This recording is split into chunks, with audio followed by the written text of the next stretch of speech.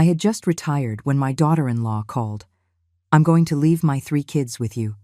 After all, you don't do anything anymore, so you can watch them while I travel." I smiled and ended the call. I decided to teach her a lesson she would never forget. When she returned from her trip, the children hid behind me. The silence that followed was deafening. In that moment, as the phone still trembled in my hand, I made the most important decision of my 67 years. I decided to teach her a lesson she would never forget. But let me tell you from the beginning. Because what happened when she returned from her trip, when the children hid behind me, the silence that followed was deafening. That was just the end of a story that began much earlier. My name is Helen Miller. 35 years of teaching at Lincoln Elementary in Columbus, Ohio, had prepared me to deal with difficult children, complicated parents, and impossible situations. But nothing, absolutely nothing, had prepared me for Brooke. That afternoon, I was sitting in my living room, enjoying my second day of retirement. Do you know what it's like to work since you were 22 years old and finally, at 67, have time for yourself? I had waited for this moment my entire life. My coffee table was covered in brochures. Yellowstone, the Grand Canyon, a road trip down the Pacific Coast Highway. Places I had always dreamed of seeing but never could because first, it was raising Michael alone after his father died in that pileup on the interstate, and then it was years of sacrifice to give him an education. The phone rang at 4 o'clock in the afternoon. I saw Brooke's name on the screen and hesitated to answer. Whenever she called, it was to ask for something. "Helen," she began without even a hello. She never called me mother-in-law, much less mom. "I have an incredible opportunity in Miami. It's a multi-level marketing conference that's going to change our lives." Multi-level marketing. Another one of her pyramid schemes where she always lost money. "The kids can't miss 2 weeks of school," she continued, "so I'll leave them with you." "I'm sorry?" My voice came out as a whisper. "Oh, don't play deaf. I said I'm going to leave Aiden, Chloe, and Leo with you. After all, you don't do anything anymore. You can watch them while I travel. It's perfect. Now that you're not working, you have all the time in the world." I don't do anything anymore? I felt my blood boil. This woman, who had never worked an honest day in her life, who lived off my son like a parasite, was telling me that I did nothing. "Brooke, I have plans." "Plans?" She laughed with that sharp laugh I detested. "What plans can a retired old woman have? Knitting? Watching soap operas? Please, Helen, don't be ridiculous. I'll drop them off tomorrow at 7 in the morning. And don't give them junk food like last time." The last time? The last time I saw my grandchildren was 6 months ago, at Christmas, and only for 2 hours because, according to her, they had to go to their other grandparents' house, the important ones, the ones with money. "I'm not going to watch them for you, Brooke." "What do you mean, you're not? You're their grandmother. It's your obligation." Besides, Michael agrees. Ali, my son didn't even know about this. I was sure of it. He worked 14 hours a day at the manufacturing plant to support this woman's whims. "If you ever want to see your grandchildren again, you'd better cooperate," she threatened, "because I decide if they have a grandmother or not." And that's when something inside me broke. Or rather, something inside me woke up. If you knew me, you'd know that Mrs. Miller never stayed silent in the face of injustice. And this woman had just declared war. "All right, Brooke," I said with the sweetest voice I could feign. "Bring them over tomorrow. That's more like it. And don't spoil them. You know they're difficult children, but that's because you never knew how to raise Michael properly. If he had had a decent mother." I ended the call before she could finish the sentence. I sat there, looking at the framed retirement certificate on the wall. 35 years shaping generations, and my own daughter-in-law treated me like a free servant. But if I learned anything in all these years, it's that the best lessons aren't taught with words. I picked up my phone and dialed a number I hadn't used in years. "Carol?" "Yes, it's Helen. I need your help. Do you remember what you told me about the hidden recorders you used in your divorce?" "Uh-huh. Perfect. And one more thing. Is your sister still working at Child Protective Services?" "Excellent." I hung up and poured myself a chamomile tea. Tomorrow, the real education would begin, but it wouldn't be for the children. Brooke was about to learn the most important lesson of her life. Never ever underestimate a retired teacher with free time and a desire for justice. If you're enjoying this story and want to keep discovering how a determined grandmother can change the destiny of an entire family, subscribe to the channel so you don't miss any detail of what's to come. Because believe me, this is just the beginning. That night, I couldn't sleep. As I tossed and turned in bed, the memories of 35 years hit me like waves against the rocks. How did we get here? How did I allow my own family to treat me like an old piece of furniture, only useful when they needed it? It all started when Michael was just 3 years old. His father, my Richard, left one rainy October morning heading out on a business trip. The car was part of a 50-vehicle pileup in a blizzard on I-80. 23 people died. Richard was passenger number 24, but he survived for 3 days in the hospital. 3 days in which I spent our savings of 5 years trying to save him. "Take care of our son," were his last words. "Make him a good man." And boy, did I try.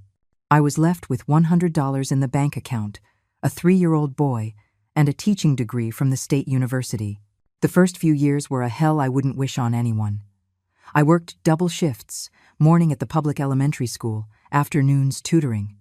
Michael ate before I did. If there was money for a pair of shoes, they were for him. If there was enough left for a toy on his birthday, I pretended I wasn't hungry that night. My mother, God rest her soul, would tell me, "Helen, you're going to kill yourself working like this. Find another husband, someone who can provide for you." But I would look at my Michael, with those brown eyes just like his father's, and I knew no stepfather would ever love him like I did. No strange man was going to give him the love I could. So I kept going, alone. The sacrifices were endless. I remember one Christmas when Michael was 8. I had saved for 6 months to buy him the bicycle he wanted so badly. On the 24th, while he was sleeping, I realized I didn't have money for Christmas dinner. I sold my only piece of jewelry that wasn't my wedding ring, a locket from my grandmother, for $50 so I could make a turkey with all the trimmings. Michael never knew. To him, his mother was invincible. His mother could do anything. And that's how it had to be. When he got to high school, the expenses multiplied. Books, clothes, bus fare, supplies. I was still working my double shifts, but now I also sold pies at the church bake sale on Sundays. My hands, look at my wrinkled, stained hands, with joints swollen from kneading dough at 4 in the morning. But it was all worth it when Michael got into Ohio State University, industrial engineering. I was bursting with pride. My son, the son of the widow Miller, the one who grew up without a father, was going to be an engineer. It was in his junior year that Brooke appeared. "Mom, I want you to meet someone special," he told me one Sunday after church. There she was, in her pastel pink dress, her perfect smile, her shiny black hair falling in waves over her shoulders. She looked like a porcelain doll. She hugged me with a warmth that completely disarmed me. "Oh, Mrs. Miller, Michael has told me so much about you. I admire you so much. Raising such a wonderful son all by yourself. You're my hero." How could I not fall into her trap? I, who had spent 20 years without a sincere hug that wasn't from my son, suddenly had this pretty young girl calling me a hero. The first few years were good, I won't lie. Brooke would come to the house, help me cook, tell me about her humble family from a small town in West Virginia. Her father was a coal miner, her mother a waitress. That's why I understand you so much, Mrs. Miller. You and I know what it's like to struggle. Lies. It was all lies, but I was so happy to see Michael in love that I didn't want to see the signs. They got married when Michael graduated. I paid for half the wedding with my retirement savings. "It's an investment in my son's happiness," I justified to myself. Brooke cried with emotion, or so I thought then. Now I know she was crying because she expected a more lavish wedding. The change was gradual, like poison administered in small doses. First came the subtle comments. "Oh, Helen, what a shame Michael didn't have a father figure. You can see it in his lack of ambition. If you had saved better, Michael could have gone to a private university. No offense, but your pies are very simple. I make them with more ingredients, more gourmet." Each comment was a small stab, but I endured them. For Michael. Always for Michael. When Aiden, my first grandson, was born, I thought things would get better. I rushed to the hospital with the blanket I had knitted for 9 months. Brooke looked at it and set it aside. Thanks. But we already have everything from Nordstrom. This, well, we can donate it. Nordstrom. While I was still buying my clothes at Goodwill to save for my son's future, she was shopping at Nordstrom with Michael's salary. Then came Chloe and Leo. With each grandchild, I drifted further away. Brooke had 1,000 excuses. The children needed a routine. I would spoil them. My house wasn't safe for children. My parenting ideas were old-fashioned. You just don't understand, Helen, she told me once. Kids today need early stimulation. English classes, swimming, robotics. Not just peanut butter and jelly sandwiches like Michael grew up on. Peanut butter and jelly sandwiches? My son grew up with love, with values, with the certainty that he was cherished. But Brooke had started her campaign to push me away. And Michael? Michael was too tired from working to notice. The hardest blow came 2 years ago. It was Chloe's 5th birthday. I had saved for 3 months to buy her the dollhouse she had seen at the mall. I arrived at their house with the wrapped gift and my best dress. The party was in the backyard. There was a bouncy castle, clowns, even a princess show. And I was not on the guest list. "Oh, Helen, what a shame," Brooke said at the door, not letting me in. "It's just a party for her friends from school and their parents. You understand, they're different people. We wouldn't want you to feel uncomfortable." Uncomfortable? The birthday girl's grandmother was going to make the different people uncomfortable? I saw Michael in the background, playing with the kids.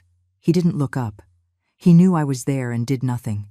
I left with my dollhouse and cried all the way home. That night, I donated it to the orphanage. At least there it would be appreciated.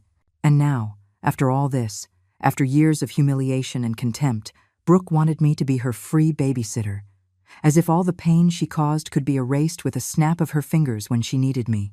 But what Brooke didn't know is that Mrs. Miller had learned a lot more than math and English in 35 years. I had learned child psychology, studied dysfunctional families, seen hundreds of cases of narcissistic mothers who use their children as weapons. And above all, I had learned to wait for the perfect moment to act. I looked at the clock, 3 in the morning. In 4 hours, Brooke would knock on my door with 3 children who barely knew me. 3 children who had been trained to see me as the poor grandmother, the boring grandmother, the grandmother who wasn't worth their time. I smiled in the darkness. If there was one thing I knew how to do after all these years, it was transform children. And these 3 were about to discover who their grandmother Helen really was. At 7 o'clock sharp in the morning, the doorbell rang. Not 7:05 or 7 to 10. Brooke was always punctual when it suited her. I opened the door, and there they were. 3 children with sour faces and suitcases bigger than them. I don't have time to chat. Brooke didn't even cross the threshold. Aiden is allergic to dust. Chloe won't eat anything with green vegetables. And Leo needs his iPad to fall asleep. Their medicines are in the blue suitcase. I'll be back in 2 weeks. And Michael? Isn't he coming to say goodbye to his children? Michael is working, as always. Someone has to support this family. She looked me up and down. Not all of us are lucky enough to retire with a government pension. My pension, $1,500 a month after 35 years of service. Brooke spent more than that on her nails and eyelash extensions. The children entered, dragging their feet. Aiden, 12 years old, with his phone glued to his face. Chloe, 10, with a permanent look of disgust. And Leo, 7, already looking for the television. "Be good for your grandmother," Brooke said without any conviction.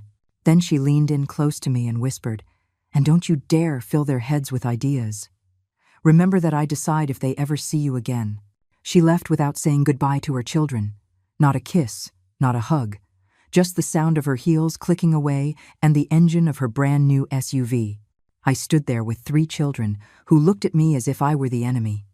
And then I remembered all the moments when Brooke had built this wall between us. Like that time 3 years ago when I wanted to give Michael $500 for a down payment on a used car. Brooke intercepted the money. "Oh, Helen, it's better if we use it for the kids' school tuition. Education comes first, don't you think?" I never saw a receipt for that tuition. A month later, Brooke appeared with a Louis Vuitton handbag. "A friend gave it to me," she said when I asked. "A friend? Right. Or when my sister Linda died and left me $5,000 in her will. I told Michael excitedly, thinking I could finally fix the roof of my house that leaked every time it rained. Brooke found out. Helen, Michael and I are in a tough spot. The company I was working for went bankrupt, another one of her failed multi-level marketing ventures, and we urgently need that money. We'll pay you back with interest. Interest? It's been 2 years and I haven't seen a single dollar. My roof still leaks, and now I have to put out buckets every time it rains. But Brooke's trip to Cancun with her friends last year, that she could afford. Grandma, where's the Wi-Fi? Aiden jolted me out of my thoughts. I need the Wi-Fi now. The modem is broken, I lied. I had unplugged it on purpose. What? No way. Mom! Mom! He started screaming as if he were being tortured. Your mom is gone, Aiden. And screaming isn't going to bring the internet back. You're the worst grandmother in the world. That's why nobody likes you.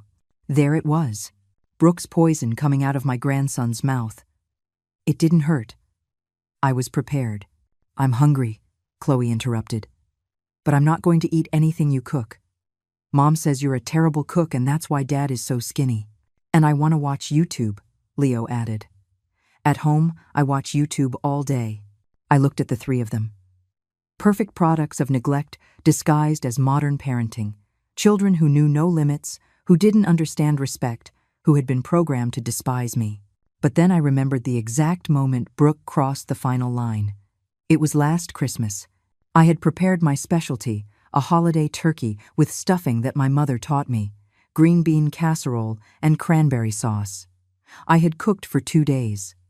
I arrived at their house with the pans still warm. The kids ran to the kitchen, drawn by the smell. Don't touch that, Brooke yelled. We don't know under what conditions your grandmother prepared it. We'd better order pizza. Pizza? On Christmas Eve? I watched as she threw my food in the trash without even trying it. The children looked at me with pity, as if I were a beggar who had brought leftovers. Grandma's food is too greasy, Brooke explained to them. And her kitchen has cockroaches. A lie. My kitchen is cleaner than an operating room. But Michael was there, watching it all, and he only said, Brooke knows what's best for the kids. That night I decided that my son was lost.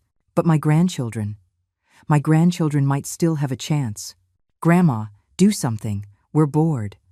Aiden threw a cushion on the floor. You know what? I told them calmly. Your mother asked me to take care of you, not to entertain you. There's food in the kitchen, water in the tap, and beds to sleep in. If you need anything else, you'll have to earn it. Earn it? Chloe looked offended. We're kids. We don't have to earn anything. In this house, everyone contributes. That's how I was raised. That's how I raised your father before your mother ruined him. And that's how these 2 weeks are going to work. I'm going to tell my mom you're mean, Leo threatened. Go ahead. And while you're at it, tell her I found her Facebook page very interesting. Especially the photos from Puerto Vallarta last month when she was supposedly at a training seminar. The children fell silent. They didn't understand what I was talking about, but they sensed that their grandmother was not the same person anymore. That first night was hell. Aiden kicked his bedroom door. Chloe cried for hours demanding her special food. Leo wet the bed on purpose. They wanted to break me, just like their mother had tried to break me for years. But that's when I made the discovery that would change everything. At 2 a.m, I heard sobs from Chloe's room. These weren't tantrums, they were real tears. I entered silently and found her hugging a crumpled photo. What do you have there, my girl? She startled and hid the photo under her pillow. Nothing. Go away. But I had seen enough. It was a picture of me with her when she was a baby. One of the few times I was allowed to hold her before Brooke began her campaign of alienation. Do you miss your mom? I asked, sitting on the edge of the bed. No, she answered quickly. Too quickly. Mom always leaves. She's used to it. I'm used to it. There it was. The first crack in the armor. Brooke hadn't just abandoned me. She had abandoned her own children, using money and gifts as a substitute for love. Chloe, how often does your mom go on trips? I don't know. Once a month, sometimes more. She always says it's for work, but nothing. I'm not supposed to talk about it. Mom says family problems stay in the family. Family problems stay in the family. The golden rule of abusers. Silence. I got up and walked to the door. Before leaving, I turned back. Chloe, would you like to learn how to make the pecan cookies you used to love when you were little? Her eyes lit up for a second before they dimmed again. Mom says your kitchen is dirty. Your mom says a lot of things. Why don't you find out for yourself tomorrow? I closed the door, leaving Chloe with her thoughts. The first seed had been planted. What I didn't know then was that Aiden's phone, the one he couldn't use without Wi-Fi, held messages that would reveal Brooke's darkest secret. Messages that would explain why she had really gone to Miami. And when I discovered them, I understood that I wasn't just saving my grandchildren. I was saving my entire family from a woman who was far more dangerous than I had ever imagined. The second day dawned differently. I already had my plan in motion. At 6 a.m, before the children woke up, Carol arrived with a shoebox. "Here's everything you asked for," she whispered, handing me the package. 3 recorders, the size of a button, a camera that looks like a smoke detector, and this? She pulled out a manila envelope. "The credit reports you requested. Helen, your daughter-in-law has debts of $30,000, all in Michael's name." My heart sank. My poor son had no idea. "And your sister from Child Protective Services? She's coming tomorrow at 3, as a casual, routine visit." "But Helen, you need concrete evidence if you want to do something legal." Evidence. That was exactly what I was going to get. When the children woke up, breakfast was on the table. Pancakes shaped like animals, fruit cut into stars, chocolate milk, not the horrible food their mother had told them I made. Aiden was the first to come down, still in his wrinkled pajamas. He stopped short when he saw the table. "What's this?" "Breakfast. Eat before it gets cold." He sat down suspiciously, took a bite, and for the first time, I saw something resembling a smile, but he immediately composed himself. "It's okay. I've had better." Chloe and Leo came down, drawn by the smell. Leo launched himself directly at the pancakes. "They're delicious, Grandma." "Shut up, stupid." Chloe elbowed him. "We're not supposed to." She trailed off. "You're not supposed to what, Chloe?" "Nothing." After breakfast, I laid out my rules. If you want Wi-Fi, television, or any privileges, you have to earn them. Aiden, your job is to wash the dishes. Chloe, make the beds. Leo, pick up the toys. "That's child labor," Aiden shouted. "No, my boy. Child labor is what I see on your mother's phone." I took out my phone and showed a screenshot of Brooke's Facebook page. "Look, here's your mom in Miami, on the beach, with a man who is not your father." The 3 children gathered to see. In the photo, Brooke was in a bikini, hugging a man who was definitely not Michael. The hashtag read, #NewLife, #FinallyFree. "That's Uncle Dominic," Leo said innocently. "Mom's friend who sometimes comes over when Dad is at work." Aiden quickly covered his mouth, but it was too late. The second piece of the puzzle had just fallen into place. "Uncle Dominic?" I asked casually. "How often does Uncle Dominic come over?" "We're not supposed to talk about that." Aiden looked at me in a panic. "Mom said if we told anyone about Uncle Dominic, Dad would get very sad and could die of sadness." My God. The level of manipulation was worse than I thought. "Kids, your dad isn't going to die of sadness. Adults don't work like that. But I need you to tell me the truth about everything. It's important."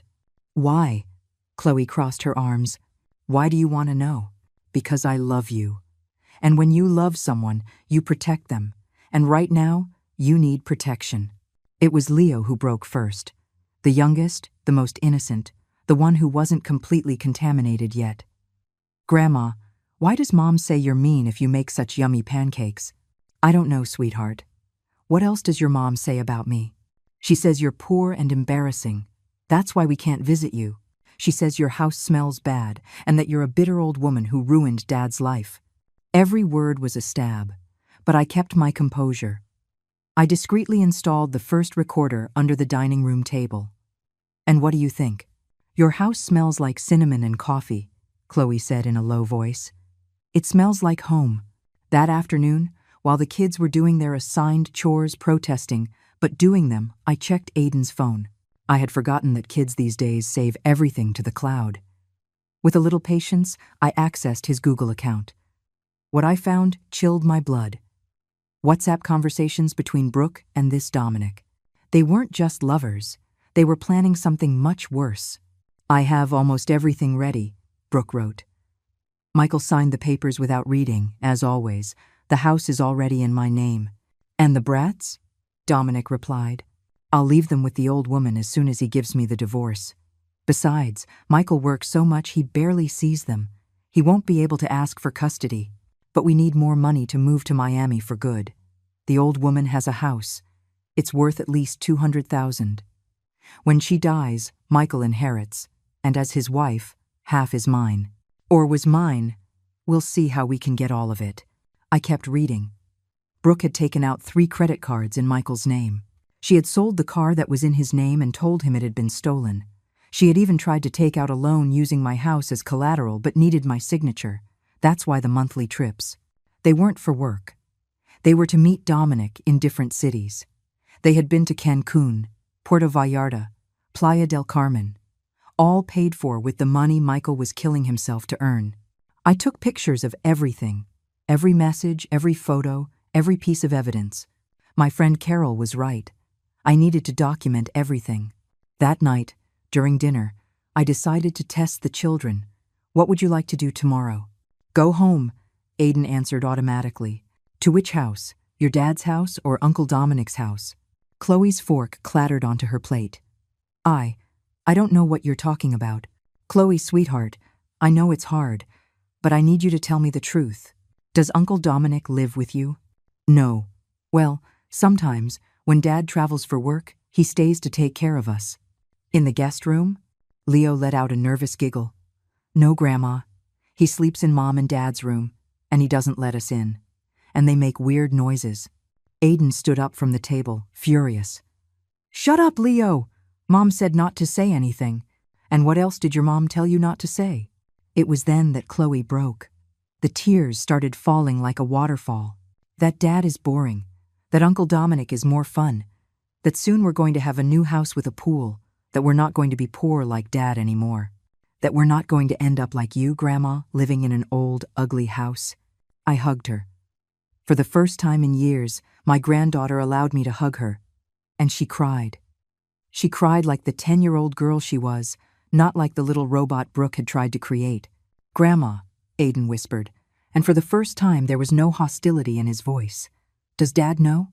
"No, my love. Your dad doesn't know anything. Are you going to tell him?" "I'm going to do something better. I'm going to make sure you are all okay, that your dad is okay, and that your mom, well, that your mom gets exactly what she deserves." That night, after putting the children to bed and for the first time, none of them protested, I called Michael. "Hi, Mom. How are the kids? Brooke told me you offered to watch them." "Offered." The liar had twisted everything. "They're fine, son. Hey, could you come over tomorrow after work? There's something with the house I need to discuss with you." "Is it urgent?" Brooke asked me not to bother her on her work trip. "It's about a leak in the roof. It could affect the structure." It wasn't a total lie. There was a leak, but it wasn't in the roof. "Okay, Mom. I'll be there around 7. I hung up and looked at the calendar. 12 days until Brooke returned. 12 days to dismantle 10 years of lies, manipulation, and psychological abuse. But now I had something I didn't have before. 3 children who were starting to see the truth, and the truth, as they say, always comes out. Tomorrow the psychologist would come. Michael would see the proof. And the house of cards that Brooke had built would begin to crumble. The war was just beginning. But for the first time in years, I had all the weapons to win it. The 3rd day began with an explosion. Literally. Leo had found the fireworks I kept for the 4th of July and decided to light one inside the house. At 5 in the morning. "Grandma, the house is on fire!" Chloe screamed. I ran with the fire extinguisher that, thank God, I always keep in the kitchen. The firework had scorched the dining room curtain and filled the whole place with smoke. Leo was standing in the middle of the chaos, laughing. "It's fun. Like on YouTube." "Fun? You could have burned the house down, Leo." "So what? It's an ugly house anyway. Mom said that when you die, she's going to sell it and buy us a better one. There it was. The pure venom of Brooke coming from the mouth of my 7-year-old grandson. But this time, it didn't hurt me. It gave me fuel. You know what, Leo? You're right, it's an old house. Do you know why? Because in this house, I raised your father by myself after your grandfather died. In this house, I sewed school clothes until 3 in the morning to pay for his education. In this ugly kitchen, I prepared 1,000 lunches with love so your dad would never go to school on an empty stomach. The boy stopped laughing. And if your mother thinks she's going to get this house, she is very mistaken, because yesterday I changed my will. I'm leaving everything to a foundation for orphaned children. Children who would actually appreciate having a roof over their heads. You can't do that, shouted Aiden, who had run downstairs. That house is our inheritance. Inheritance? You who never visit me, who despise me, who treat me like a servant, want an inheritance? Mom says it's our right. I took out my phone and played the recording I had made the day before of their conversation at dinner. Their own voices filled the room. Dad is boring. Uncle Dominic is more fun. We're not going to be poor like Dad anymore.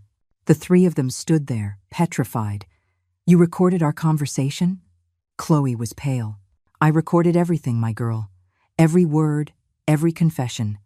Because when your mother comes back and tries to turn everything against me, I'm going to have proof. It was then that Aiden exploded. And it wasn't pretty. You're a meddling old hag. That's why Dad never visits you. That's why Mom hates you. You're a bitter woman who can't stand to see anyone happy. He started throwing things. The vase my mother gave me. The picture frames on the shelf. My retirement diploma. All while screaming obscenities that no 12-year-old boy should know. I hate you. I hate you. I wish you were dead. Chloe joined the chaos. She went to the kitchen and started throwing plates on the floor. If you don't give us Wi-Fi right now, we're going to destroy your whole house. Leo, not wanting to be left out, grabbed my photo albums and started tearing the pages. Photos of my wedding, of Michael as a baby, of my parents who are no longer here, pieces of my history flying through the air like macabre confetti. I stood in the middle of the hurricane, calm, observing. The hidden camera that Carol had installed was recording everything. After 20 minutes of destruction, the 3 of them were exhausted, panting amidst the rubble of my living room. Are you finished? I asked calmly. They looked at each other, confused by my lack of reaction. Now you're going to clean everything up. Every broken piece, every destroyed photo. And while you do it, you're going to think about this. Your mother left you here because she doesn't love you. If she loved you, she wouldn't have gone to Miami with Uncle Dominic. If she loved you, she wouldn't use you as weapons against your father. If she loved you, she wouldn't teach you to hate the only person who truly cares about you. You don't care about us, Aiden shouted. Oh, no? Who do you think convinced your father not to sell the house when he lost his job 3 years ago? Who lent him money to pay your tuition when Brooke spent the money on her trips? Who has been saving money for your college education since you were born? I pulled out 3 savings passbooks from the drawer, 1 in each of their names. Aiden, $4,500. Chloe, $3,800. Leo, $2,500. Every month, from my $1,500 pension, I save $100 for each of you. Since I can't see you, at least I can secure your future. But you know what? Tomorrow I'm going to the bank to close these accounts. I'm going to give that money to children who actually value the efforts of others. Aiden grabbed his passbook with trembling hands. $4,500? For me? It was for you. Not anymore. It was Chloe who broke first. Grandma, we didn't know. You didn't know? Or you didn't want to know? It's easier to believe your mother's lies than to think for yourselves, isn't it? At that moment, the doorbell rang. It was Lauren, Carol's sister, from Child Protective Services. Good morning, Mrs. Miller. I'm here about a call we received regarding possible child neglect. The children turned white. Please, come in. As you can see, the children have just had an episode. Lauren observed the destruction, took out her camera, and started taking pictures. Did the children do this? Mom says it's their way of expressing themselves, Leo murmured. Your mother encourages them to destroy other people's property? Mom says Grandma is old and it doesn't matter what she thinks, Chloe replied. Lauren took notes. And where is your mother now? In Miami. On a work trip, Aiden said automatically. Work? I took out my phone and showed Brooke's Facebook page. A new photo. Her and Dominic toasting on a yacht. Lots of work, as you can see. Lauren reviewed the photos, the conversations I had printed, the bank statements with the debts. Her expression grew more and more serious. Children, I need to speak with each of you separately. While Lauren interviewed the children, I picked up the pieces of my broken photos. Each fragment was a memory, but they no longer hurt me, because now I understood that I wasn't losing the past. I was reclaiming the future. An hour later, Lauren came out of the room where she had been with Aiden. Mrs. Miller, these children are suffering from severe emotional neglect. The psychological manipulation is evident. The oldest is on the verge of depression. The girl has chronic anxiety, and the little one, well, the little one is acting out what he sees. What can I do? For now, document everything. When the father comes, I need to speak with him, and when the mother returns, well, I'm going to have to open a formal investigation. After Lauren left, I found the 3 children sitting on the stairs. They no longer looked like the little tyrants who had arrived. They looked like what they really were, scared and abandoned children. Are they going to take us away from our parents? Leo asked with a trembling voice. I sat with them on the stairs. No, my love. No one is going to separate you from your father, but things are going to change. It's going to hurt. Change always hurts. But sometimes it's necessary. Grandma, Aiden wouldn't look me in the eye. About Uncle Dominic. Dad is going to die of sadness if he finds out. No, my boy. Your father is stronger than you think. And he deserves to know the truth. We all deserve the truth. That afternoon, while they cleaned up the mess they had made, this time without protest, I heard Chloe whisper to Aiden, "What if Grandma is right? What if Mom really doesn't love us?" "Shut up," Aiden replied, but his voice no longer had conviction. Mom has to love us. She's our mom." But even he was doubting now. The armor of lies was beginning to crack. That night, after dinner in silence, Leo approached me with something in his hands. It was a torn photo that he had tried to tape back together. The photo of his father on his graduation day. "I'm sorry, Grandma. I tried to fix it." I hugged him. For the first time since he arrived, my youngest grandson hugged me back. We can fix a lot of things, Leo, but first, we have to accept that they're broken. And in a few hours, when Michael arrived, the real reconstruction would begin. Stone by stone, truth by truth, until nothing was left of Brooke's castle of lies. Michael arrived at 7:15. He came straight from work, his engineer's uniform stained with grease and his eyes sunken with exhaustion. When I saw him at the door, for a moment I saw the 8-year-old boy who used to cry because the other kids made fun of his patched-up shoes. "Hi, Mom. Where are the kids?" "Doing homework in the dining room." "Michael, sit down. We need to talk." "Is it about the leak? Can I check it quickly?" "It's not the leak in the roof, son. It's the leak in your marriage." He froze. "What are you talking about?" I placed a folder on the table. Inside were the screenshots of Brooke's conversations with Dominic, the statements from the credit cards she had opened in his name, the Facebook photos of her work trip in Miami. Michael took the papers with trembling hands. With each page he turned, his face lost more color. This has to be a mistake. Brooke is at a sales conference. "Michael, my love, Brooke is in Miami with her lover. The children know. They've known for months." "The children?" His voice broke. "The Uncle Dominic who comes to take care of them when you travel. The one who sleeps in your bed. The one your children have had to endure in silence because their mother threatened them that you would die of sadness if you found out." I saw the exact moment my son broke. He didn't cry. He didn't scream. He just sank into the chair as if someone had cut the strings holding him up. "I'm an idiot," he whispered. "A complete idiot. No, son. You're a man who trusted the wrong person. But now you have to be strong. For your children." "Dad?" Aiden was at the door. He had heard everything. Michael looked up. And for the first time in years, he really looked at his son, not at the spoiled child Brooke had created, but at the scared teenager who desperately needed his father. Aiden, son, we already knew, Dad. We've known for a long time. Chloe and Leo appeared behind their brother. The three of them stood at the door as if they were afraid to get closer. Come here. Michael opened his arms. And for the first time in I don't know how long, I saw my grandchildren run to hug their father. The four of them cried together while I made coffee. Sometimes, tears are the first step to healing. That night, after Michael took the children to bed early, I was left alone planning the next phase. Brooke had underestimated the retired teacher, but now the teacher was going to give her a lesson she would never forget. The following days were intense.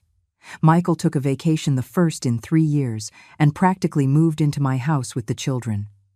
Together, we implemented what I called the Respect Project. First, schedules. Wake up at 7, breakfast at 8. Educational activities, lunch, free time earned with good behavior, dinner, and bed at 9. But at home, we go to sleep whenever we want. Chloe protested the first day. That's why you are the way you are, I replied. The brain needs routine to feel safe. Second, responsibilities.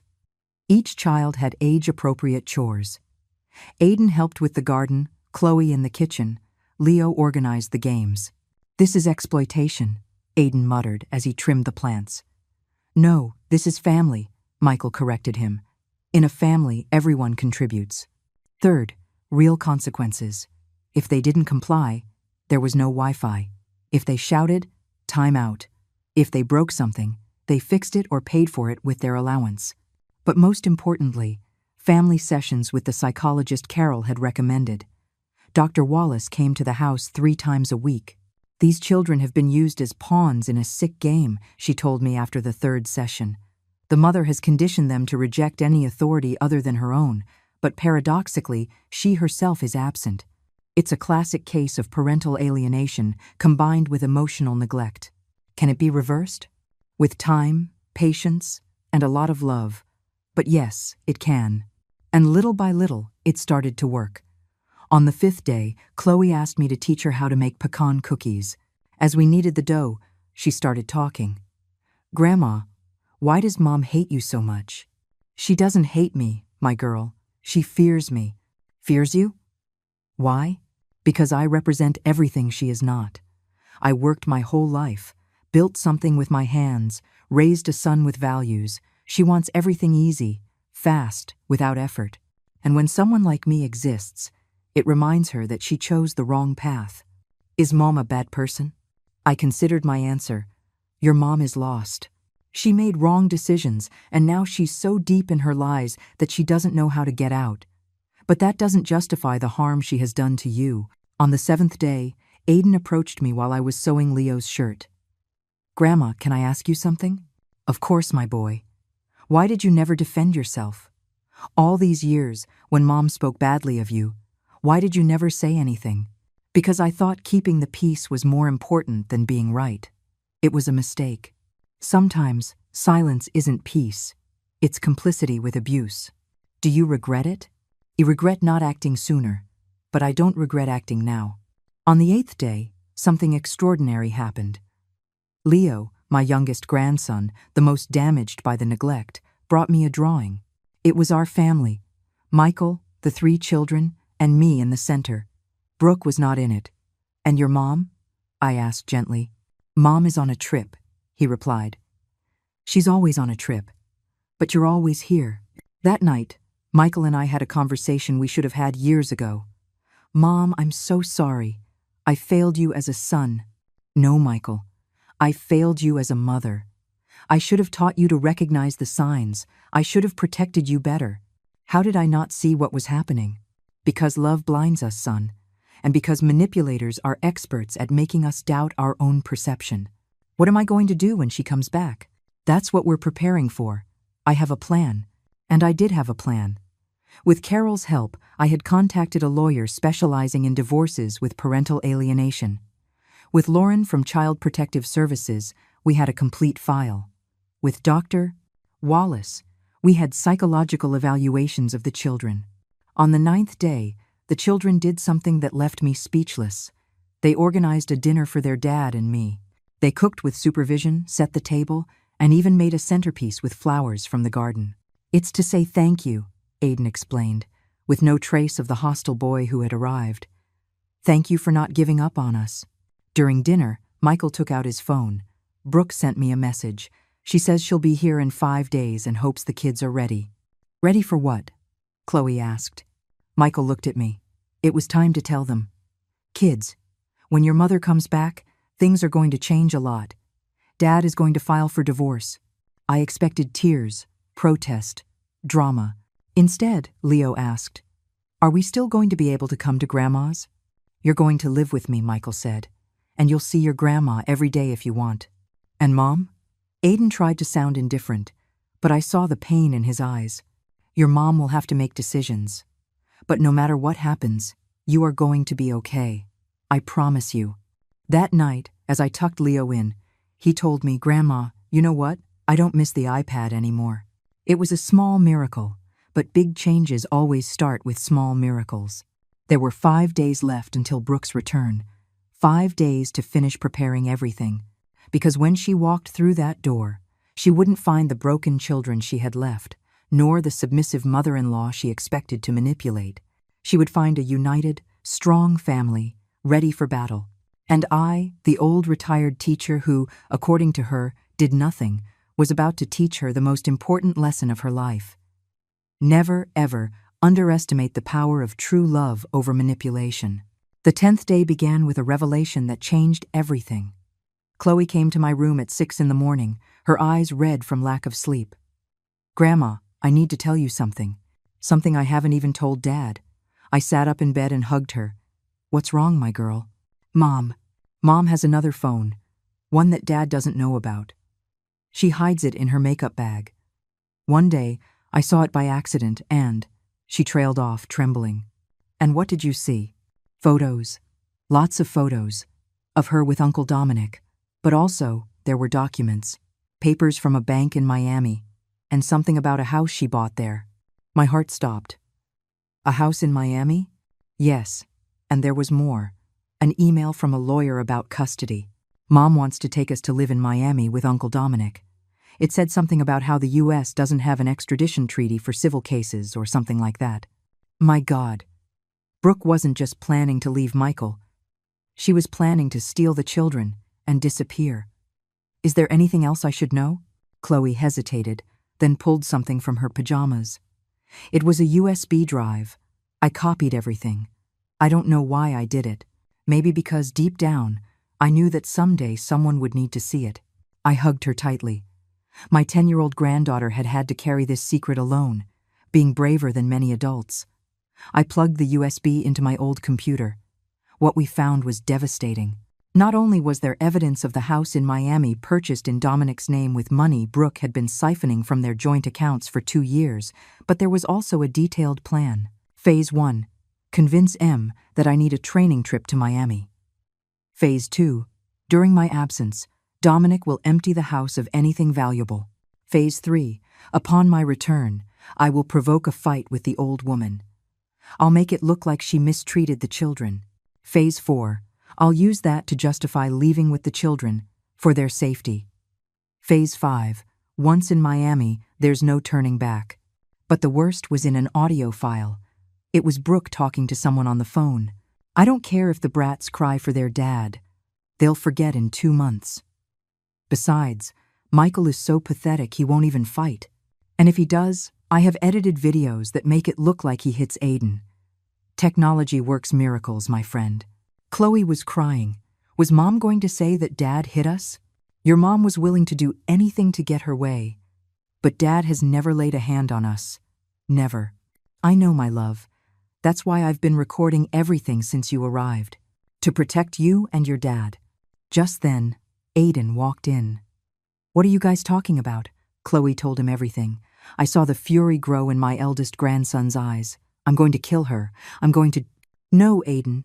You're not going to do anything violent. That's exactly what she wants. A bad reaction to use against you. We're going to be smarter than her." "How?" "With the truth. and with the law on our side. I immediately called the lawyer I had contacted. When I explained the situation, he told me to come immediately with Michael. While we waited for Michael, who had gone to run some errands, Leo joined us in the living room. "Why is everyone sad?" "We're not sad, my love," I told him. "We're preparing." "For what?" "To protect our family." Leo thought for a moment. Then he said something that broke my heart. "Grandma, I know Mom doesn't love me. Once I heard her tell Uncle Dominic that I was a mistake, that if it weren't for me, she would already be free, 7 years old. My 7-year-old grandson had heard his own mother call him a mistake. Leo, look at me. You are not a mistake. You are a gift. And if your mother can't see that, it's her loss, not yours. Then why did she have me?" Aiden answered before I could. "To trap Dad. Mom got pregnant with you right when Dad had asked for a divorce the first time." "Dad wanted a divorce before?" Chloe was surprised. 3 years ago, I heard them fighting. Dad had found out that Mom had spent Grandpa Richard's insurance money on a trip with her friends, but then Mom told him she was pregnant with Leo, and Dad stayed. I started connecting the dots. Richard's life insurance. I never knew how much it was, but Michael had told me he would save it for the children's education. Now I understood where it had gone. Michael arrived with a distraught look on his face. "Mom, I went to the bank. Brooke emptied our savings account yesterday. $38,000. Everything we had saved in 10 years. Sit down, son. There's more you need to know." I showed him everything. The documents, the audio files, the plan. With each piece of evidence, Michael seemed to age years. How could I have been so blind? "Dad," Aiden sat next to him. "It's not your fault. Mom is a very good liar. She fooled all of us. But I'm their father. I should have protected them." "You're protecting us now," Chloe said. "That's what matters." The lawyer arrived at noon. Mr. Martinez, a man in his 60s with the face of a bulldog but kind eyes. "With all this evidence, we can not only prevent her from taking the children, but also request a restraining order. Attempted parental kidnapping is a serious crime. Plus, the financial fraud. We're talking about jail time." "I don't want her to go to jail," Michael said. "I just want my kids to be safe." "Dad, she was going to accuse you of hitting us," Aiden reminded him. "She was going to destroy you. Still, I don't want her children to see their mother in prison." Martinez nodded. "I understand. We can negotiate. She gives up custody, returns the money, and there are no criminal charges. But we need to act fast." "What if she suspects something?" "She arrives in 4 days," I said. "Perfect. Enough time to prepare everything." After the lawyer left, we all sat in the living room, my little living room that had seen so much history. "Kids," Michael began, "I want you to know that no matter what happens with your mom, I will always be here. And so will your grandma." "Is Mom going to go to jail?" Leo asked. "We don't know. But she's going to have to face the consequences of her actions." "Are we going to see her again?" Chloe tried to sound indifferent, but it was her mother after all. "That will depend on her, and on what the judge decides is best for you." That night, as we ate the chili I had made with Chloe's help, Aiden said something that filled me with pride. "Grandma, thank you for not giving up, for fighting for us when we weren't even fighting for ourselves. I will always fight for you, always." "You know," Chloe added, "these have been the best days of my life. For the first time, I feel like I'm in a family." "Me too," Leo said with a mouthful of chili. "And Grandma's food isn't horrible. It's the best in the world." We laughed. For the first time in years, we laughed as a family. But while the children watched a movie in the living room, Michael and I had a more serious conversation in the kitchen. "Mom, I'm scared. What if Brooke becomes violent? What if she tries to take the kids by force?" "That's why we have the plan. The day she arrives, the children will be at Carol's house.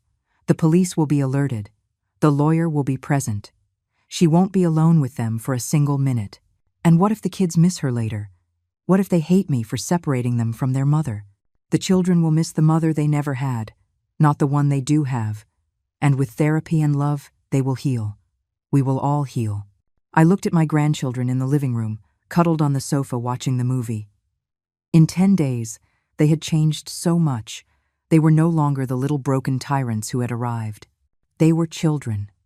Just children who needed love and boundaries. There were 3 days left until Brooke's return. 3 days to finish legally protecting these children. Because what Brooke didn't know was that while she was enjoying herself in Miami, an army had risen here. An army of love, truth, and justice. And we were ready for war. The last 3 days before Brooke's return were the most intense and beautiful of my life. It was as if the universe had given us this time to build the foundation that should have existed from the beginning. The 11th day dawned rainy. While I was making breakfast, I found Aiden in the living room looking at a photo album I had rescued from the destruction of the first day. "That's Dad," he pointed to a photo where Michael was his age. Yes, he had just won the state math competition.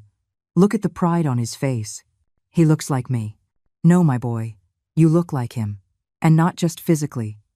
You have his intelligence, his nobility. You had just buried it under pain. Aiden turned the page. There I was, 35 years old, with my first group of students. You looked happy, Grandma. I was happy. Teaching was my passion. Like cooking. Like loving you all. Why did you let Mom push you away from us? I sat next to him. Out of cowardice. I thought that if I didn't make waves, one day she would change. But abusers don't change with submission. They get stronger. Grandma, do you think I'm like Mom? Sometimes I feel so much rage inside. Rage doesn't make you bad, Aiden. What you do with it is what defines who you are. Your mother uses her rage to harm. You can use it to protect, to build, to change what is wrong. That morning we did something special. I taught them how to make my mother's chili. 32 ingredients, 4 hours of preparation. A ritual I had waited years to share with them. Why is it so complicated? Chloe asked as we ground the spices. The best things in life require time, patience, and love. There are no shortcuts for what is truly worthwhile.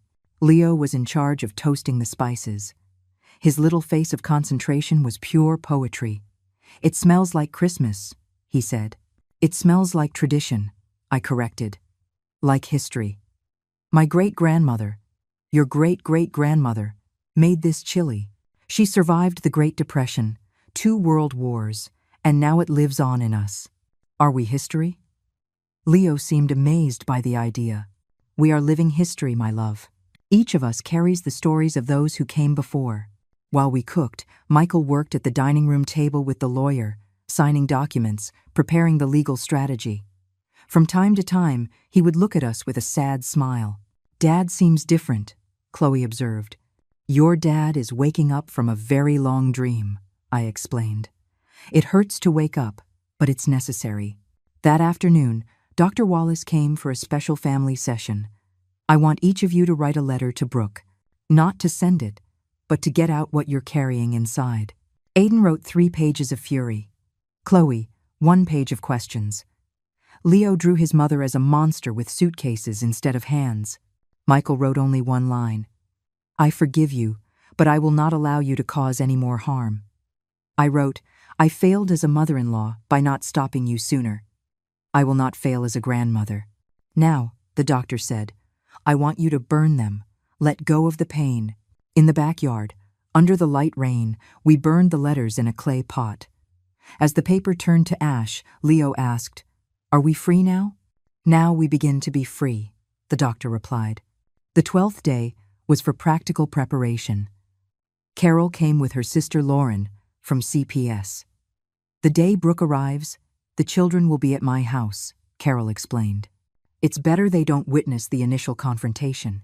But I want to see Mom's face when she realizes we know everything, Aiden protested. No, my love, I intervened. Revenge is not our goal. Protection is. Lauren reviewed all the documents. With this, we can request emergency custody for Michael. Brooke won't be able to get near the children without judicial supervision. What if she comes with that Dominic guy? Michael asked. We'll have a patrol car nearby. Any sign of violence and they'll intervene. That night, while the children were sleeping, I found Michael in the garden looking at the stars. What are you thinking about, son?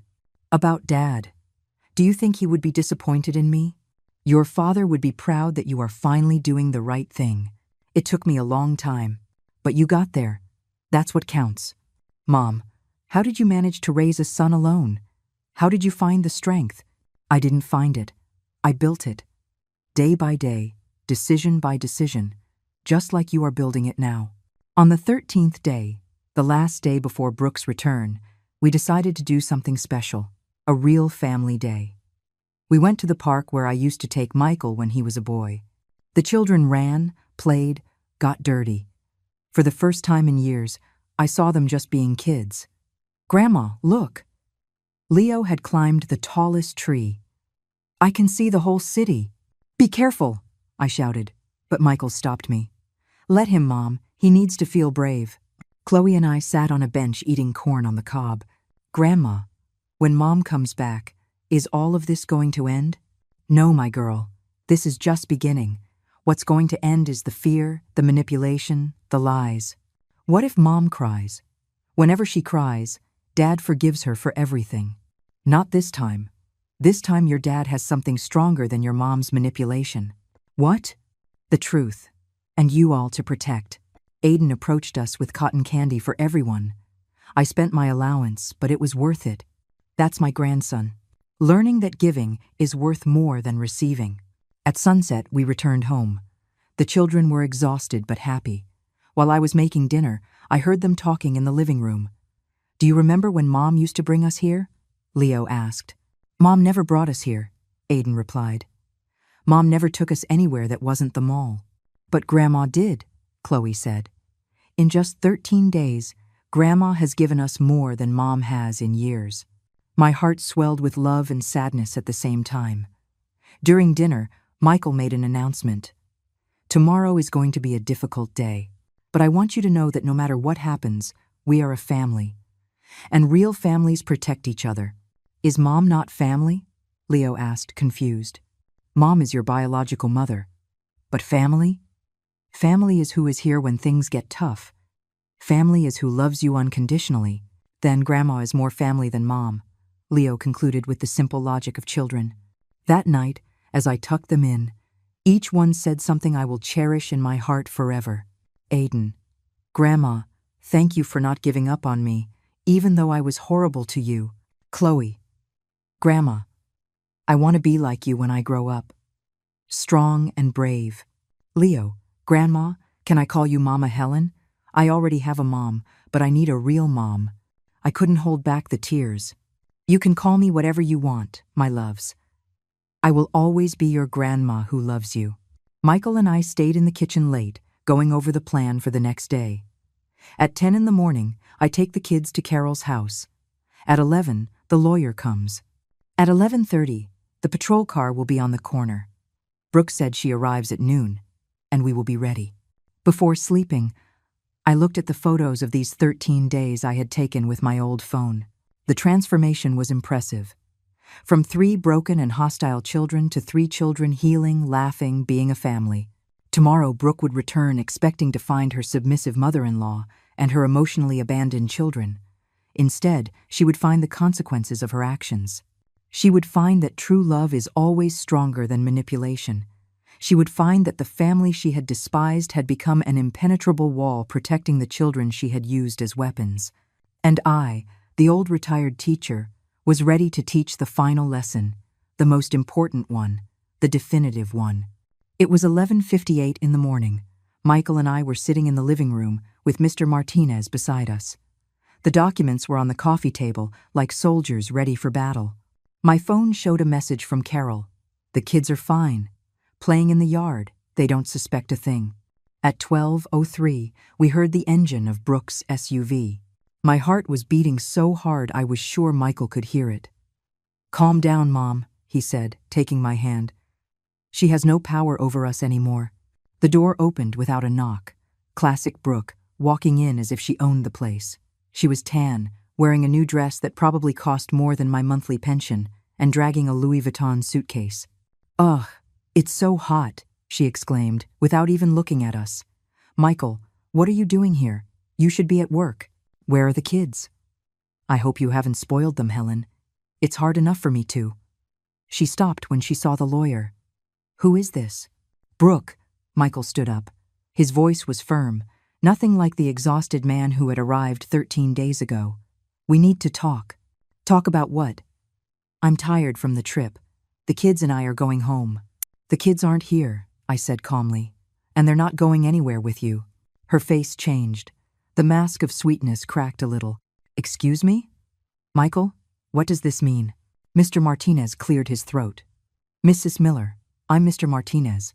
I represent Mr. Miller in the divorce and emergency custody proceedings he has initiated. Divorce? She let out a nervous laugh. Michael, honey, what did your mother do to you now? You know she's old and makes things up. No, Brooke. Michael took out his phone and played an audio file. It was her own voice. The brats get in my way. As soon as I can, I'll get rid of them. Michael is such an idiot, he won't even notice. The color drained from Brooke's face. That's edited. It's illegal to record someone without their consent. It's also illegal, the lawyer interjected, to open credit cards in your husband's name without his knowledge. $30,000 in debt, ma'am. I don't know what you're talking about. Michael placed the bank statements on the table. 3 cards, Brooke, all documented. We also have, I continued, evidence of the house in Miami. The one you bought with Dominic, using the money you stole from the savings account. I didn't steal anything. It's joint money, which you emptied without your husband's consent to buy a property in your lover's name, the lawyer specified. That's marital fraud. Brooke looked at me with pure hatred. This is all your fault, you meddling old woman. You always wanted to separate me from Michael. No, Brooke. You separated yourself. I just documented your crimes. Crimes? Please. What are you going to do? Sue me for being unhappy in my marriage? No, said Martinez, pulling out another document. For attempted international parental kidnapping, we have your complete plan to take the children to Miami without paternal consent. Brooke staggered. She had to grab the back of the sofa. The children are mine. I gave birth to them. Children are not property, I replied. And after 13 days with me, they made a decision. What did you do to them? Did you brainwash them? This is parental alienation. Michael laughed bitterly. Parental alienation? Seriously? The woman who told our children their grandmother was a dirty, poor old woman is talking about alienation? I want to see my children. Now. No. Michael's voice was pure steel. First, we're going to establish the rules. Martinez opened his briefcase. Ma'am, you have 2 options. First, you accept the divorce, waive custody, return the stolen money, and leave without making a scene. In return, we don't press criminal charges. And the second, we fight in court. With the evidence we have, you will not only lose the children, but you will also face charges for fraud, attempted kidnapping, and psychological abuse. 3 to 5 years in prison. Brooke collapsed onto the sofa. For the first time since I'd known her, I saw her without a mask. And what I saw was pathetic. An empty woman who had built her life on lies. You can't do this to me. I have rights. The children also have rights, I said. The right not to be manipulated, used, and emotionally abandoned. I never abandoned them. Oh no. How many trips have you taken this year, Brooke? 18. We have it documented. 18 times you left your children to be with Dominic. That's a lie. I took out my phone and showed the Facebook photos. Her and Dominic on every trip, while her children were left with a neighbor, with anyone but their father or grandmother. The children know everything, Brooke. They know about Uncle Dominic. They know he sleeps in their father's bed when he's not there. They know you call them brats. They know you were planning to take them to Miami. I want to talk to them. Not until you sign the papers, Michael said. Brooke took out her phone. I'm going to call Dominic. He's a lawyer. He'll defend me. Go ahead, said Martinez. But I should inform you that Dominic has already been notified that he is implicated in a fraud case. I doubt he wants to dig himself in deeper. She dialed. Once, twice, 3 times. Dominic didn't answer. He abandoned me, she whispered. The bastard abandoned me. Like you abandoned your family, I said. She jumped up. This isn't over. I will get my children back. I will. Mom? We all turned. Chloe was at the door. She had snuck away from Carol's house. My love. Brooke ran towards her, but Chloe stepped back. "Don't touch me. Chloe, my baby. What did they do to you?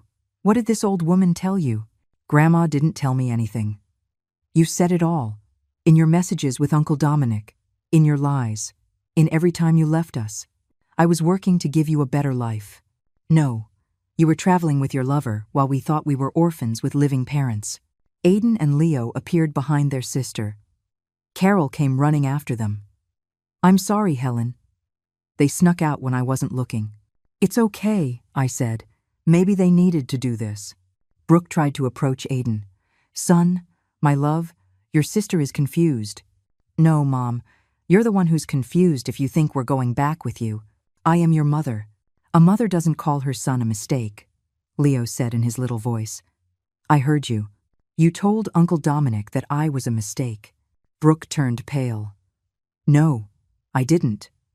"You're making that up. A mother doesn't steal her children's college money," Aiden added. "A mother doesn't use us as an excuse for her lies," Chloe continued. "A mother protects us," the three said in unison. "Like Grandma does." The silence that followed was deafening. I could hear the ticking of the wall clock, the hum of the refrigerator, even Brooke's ragged breathing. "You're going to pay for this, Helen," she finally hissed. "You don't know who you're messing with." "I know exactly who I'm messing with. A narcissist who mistook kindness for weakness. But it's over, Brooke. Sign the papers and go. And if I don't want to," Michael stood up, "then we'll see you in court. And believe me, with what we have, you won't just lose the children, you'll lose everything." Brooke looked at her children one last time. For a moment, it seemed like she was going to cry. But narcissists don't cry for others, only for themselves. She grabbed the papers, signed them furiously, and threw them on the table. "I hope you're happy. You've just taken a mother away from these children." "No," Leo replied with a maturity beyond his 7 years. "We just gained a family." Brooke stormed out, slamming the door. The engine of her SUV roared and faded away, taking 10 years of toxicity with it. The children ran to hug their father. The 4 of them cried, wrapped in an embrace, while I went to make chamomile tea for everyone. "Is she gone for good?" Chloe asked. "I don't know," Michael answered honestly. "But if she comes back, it will be on our terms." "And if she doesn't come back?" Leo's voice trembled. I sat with them on the floor, something I hadn't done in years. "If she doesn't come back, we will move on. Because you don't beg for love, my children. Love is given freely, or it isn't love." Aiden looked at me. "Grandma, are you okay?" "I'm better than okay, my boy. For the first time in 10 years, this family is free." That night, as we ate the chili we had prepared days before, Michael raised his glass of iced tea. "To Mom. To the woman who saved us all. To Grandma," the children shouted. But I raised my glass for something else. To the truth. Because in the end, the truth always wins. And as I looked at my family, my real family, gathered around my humble table, I knew that all the pain had been worth it. The teacher had taught her last and most important lesson. It's never too late to stand up for what you love. 3 weeks had passed since Brooke slammed the door. 3 weeks of peace that were shattered one Thursday afternoon when she showed up unannounced. But this time she wasn't alone. I was in the garden with the children, teaching them how to plant tomatoes, when we heard voices at the entrance. "I demand to see my children. I have a court order." Michael had gone to work. We were alone. But I was no longer the same helpless woman from before. "Kids, go inside the house. Now."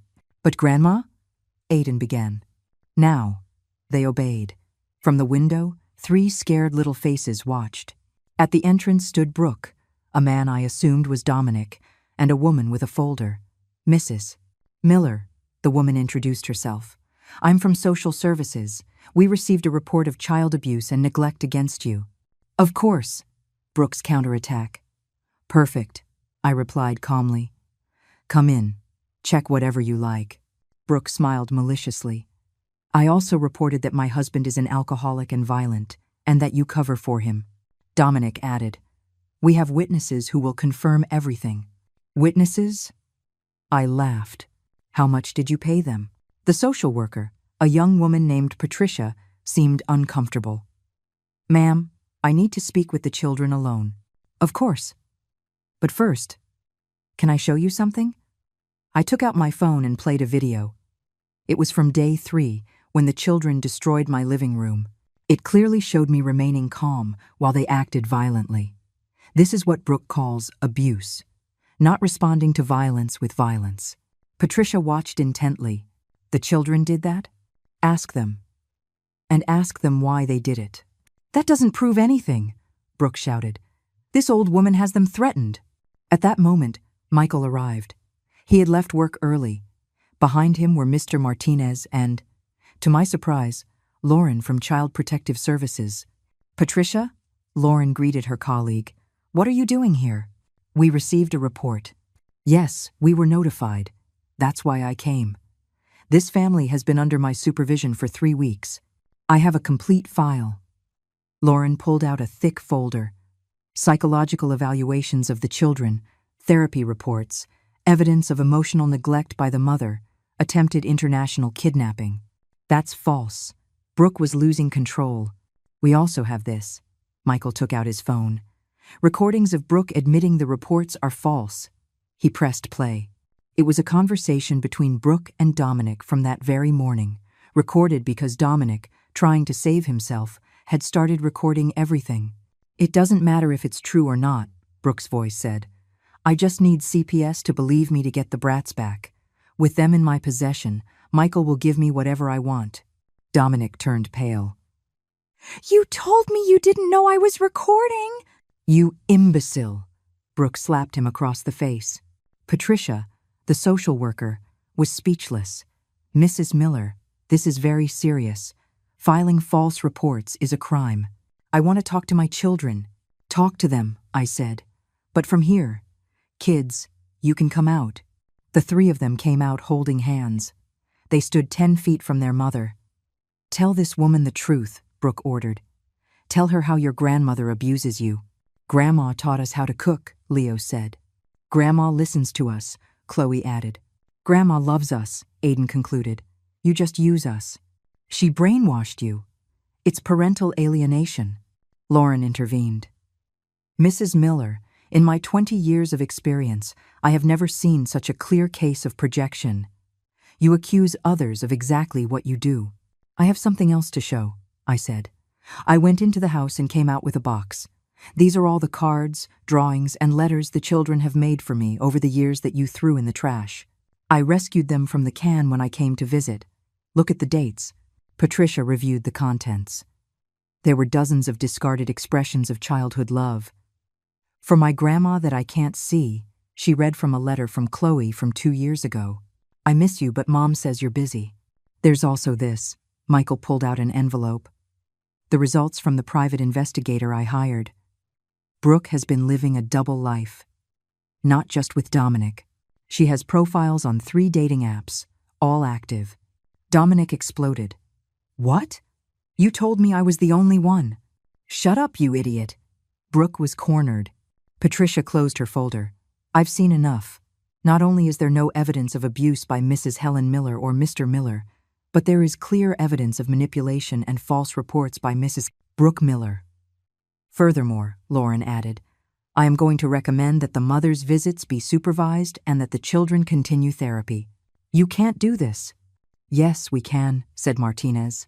And there's more. Mrs. Miller, you are being sued for fraud. The banks have already been notified of the fraudulent credit cards. Brooke looked at me with a hatred that could melt steel. This is all your fault. No, Brooke. I only brought to light what you did in the darkness. It was then that Dominic spoke. I'm leaving. Brooke, you lose. I'm not going down with you. You can't leave me. You promised we would be together. You promised you were rich, that the house in Miami was yours. It was all a lie. Dominic left, leaving Brooke alone in the yard. For the first time, I saw her as she truly was, an empty woman who had gambled everything on lies and lost. You have 5 minutes to leave, Michael said, or I'm calling the police. Brooke approached the children one last time. Someday you will understand what you did to me, and you will regret it. No, Aiden replied with surprising maturity. Someday, maybe you will understand what you did to us, and I hope you regret it. Brooke left. This time she didn't slam the door. She left defeated, empty, alone. That night, as we ate dinner, Chloe asked, "Do you think Mom will ever change?" "I don't know, my love," Michael replied. "But that's not our problem anymore." "Do you hate her?" Leo asked. I thought carefully before answering. "I don't hate her, I pity her." Imagine living your whole life without being able to truly love, without knowing real happiness. That is her prison, one she built herself. 6 months later, it was Saturday morning, and my house was filled with laughter, not just from my grandchildren, but from 6 other children from the neighborhood. My living room, the same one that was once destroyed in a fit of rage, was now a small art workshop. "Grandma Helen, look at my painting." A little 5-year-old girl showed me her work, a smiling sun over a house. After the scandal with Brooke, the story got out in the neighborhood. But instead of negative gossip, I received support. And when I mentioned that I missed teaching, the moms started asking if I would give private lessons. Now I had Helen's Art House, classes in painting, crafts, and traditional cooking for children. I charged a fair price, $20 per class, but the real payment was seeing those happy little faces. "Mom," Michael came in with coffee and cookies for everyone. He had changed so much. The exhausted and defeated man now smiled. He had gained a healthy amount of weight, and his eyes sparkled. "How's the class going?" "Perfect." Like everything lately. The divorce had been finalized 3 months ago. Brooke didn't fight anymore, especially after the bank sued her and she had to declare bankruptcy. The last we heard was through Chloe, who saw on Facebook that she was working as a caregiver for the elderly in another state. "The irony is delicious," Aiden had commented when we found out. "Now she has to take care of old people for $20 an hour." "Don't make fun," I scolded them. "Honest work is dignified. Maybe it will help her find herself." The children had blossomed. Aiden was on the honor roll. Chloe had joined the volleyball team, and Leo had discovered a natural talent for music. My old piano finally had someone to play it. "Grandma," Leo approached me during the class break. "Can I ask you something?" "Of course, my love. Do you ever miss the mom she was before?" "Before what?" "Before she turned bad." I sat with him in the garden, the same one where everything had exploded months ago. "Leo, your mom didn't turn bad. She always had that seed inside her. What happens is that some people choose to water the wrong seeds. She chose to water greed, lies, selfishness. And what seeds do we have? You have the seeds of love, honesty, bravery. And every day you spend here, with your dad, with me, those seeds grow stronger." That afternoon, after all the children had gone home, my family stayed for the Saturday dinner that was now a tradition. Michael cooked. He had discovered he had a talent. The kids set the table, and I enjoyed watching them. "I have some news," Michael announced during dessert. "I got promoted. Production manager. With the raise, I can pay off all the debts Brooke left in a year." "Dad, that's incredible," Chloe shouted. "And there's more. I was thinking, Mom, what if we expand your little school? We could build a proper classroom in the backyard." "Michael, that's not necessary." "Yes, it is. You saved my life, Mom, mine and my children's. It's the least I can do." Aiden stood up. "I have something to say, too. I wrote an essay for the school's writing contest. It's about Grandma." He cleared his throat and read, "My hero doesn't wear a cape or fly. My hero is 67 years old, has wrinkled hands from working so hard, and the biggest heart in the world. My hero is my grandmother, who taught me that true love isn't bought with expensive gifts or lavish trips. It's built with patience, with boundaries, with presence. My grandmother saved me from becoming a monster. She taught me that family isn't just blood, it's a choice. And I choose my grandmother, today and always." I couldn't hold back the tears. Neither could Michael. Even Chloe, who acted tough, cried. "I wrote something too," Chloe said. "But it's a poem. Once there was a girl so lost, in a world of lies and frost. A grandma came with love so true, and showed her a path, fresh and new. Now the girl is lost no more, for she found love at her grandma's door." Leo didn't want to be left out. "I didn't write anything, but I made you this." He pulled out a drawing. It was all of us in front of the house, holding hands. Above it, he had written in his child's handwriting, "My real family." That night, after everyone had gone to sleep, Michael and the kids stayed on weekends. I went out to the garden. The full moon illuminated my tomato plants, which were already beginning to bear fruit. I thought of Richard, my husband. I did it, my love.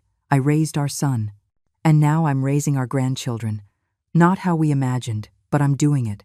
I thought of Brooke, alone somewhere, taking care of the elderly for pennies. I hope you find peace, I whispered to the wind. I hope one day you understand that love isn't manipulated, it's cultivated. And I thought of myself, the retired teacher who didn't do anything anymore. I smiled. I had never done so much. I had never been so useful. I had never been so happy. The following Monday, while preparing for the next art class, I received an unexpected call. "Mrs. Miller? This is the principal of Lincoln Elementary. We heard about your art school. We were wondering if you'd be interested in giving workshops here as well. Paid, of course." Life was giving me back everything I had sown, with interest. But the best reward came a month later. It was Mother's Day. I didn't expect anything.